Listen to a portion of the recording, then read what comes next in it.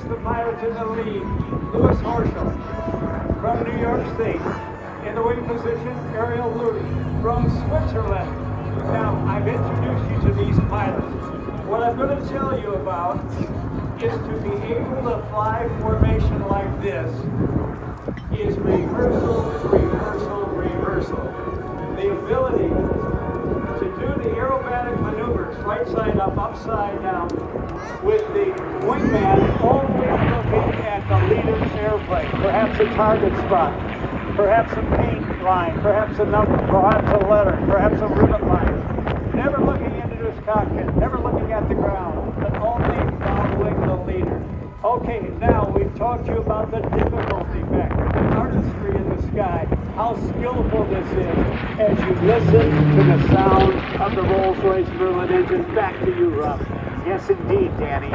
This airplane, developed initially for the Royal Air Force, not for the United States Army Air Force. When Dutch Kindleberger said, give us 120 days, he said that kind of a statement, which is just unbelievably bold and in many cases people would say stupid And unreasonable and impossible. But he had a secret weapon, Danny. That secret weapon was he was ready.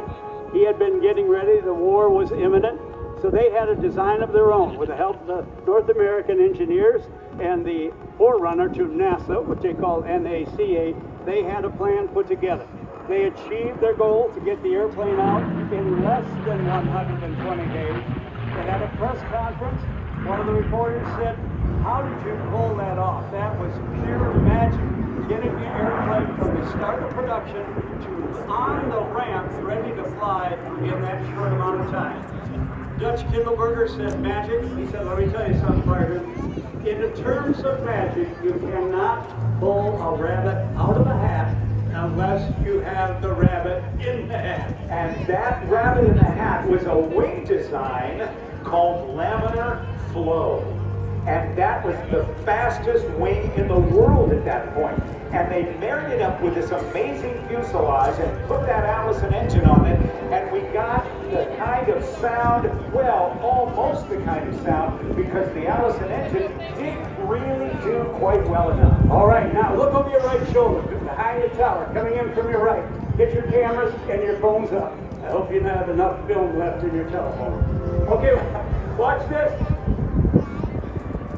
Pure artistry in the sky, and the sound of the Rolls-Royce Merlin engine, it is pure music. Look at this. And that Rolls-Royce engine was the thing that made the Mustang the iconic aircraft it was, because the Allison engine didn't perform well enough at high altitude to keep up with the Hurricanes and Spitfires against the German Air Force. All right, so Rolls-Royce had a two-stage supercharger. It allowed the aircraft to get up to another 10,000 feet of altitude, up to the dogfight arena around 35,000 feet, and help them achieve another 100 miles per hour. Now, there's nothing wrong with the Allison engine. It was just designated to low level. They did good in some theaters, but the Rolls-Royce Merlin engine allowed the wing to finally do what it was built to do, go fast.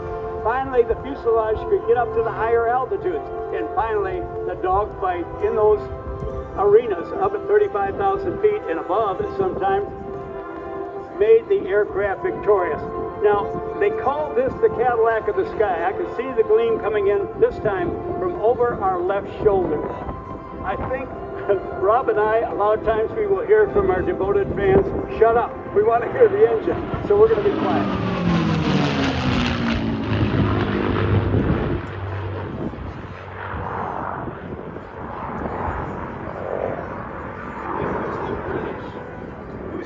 Hey, that Allison engine, okay, but what if we put one of our Merlins, like we have in our Spitfires, on that airframe?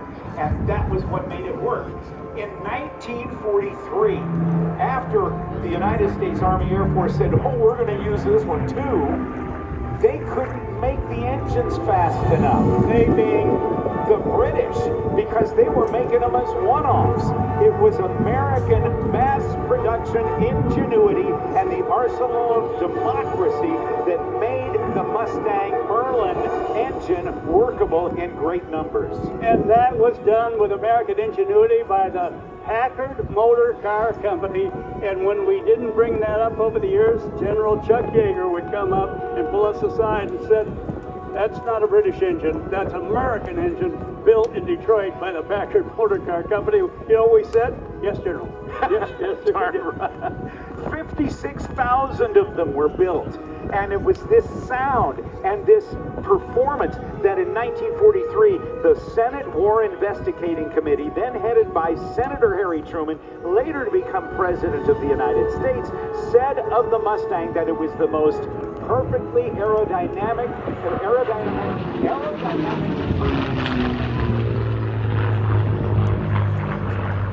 Now, what a takeaway.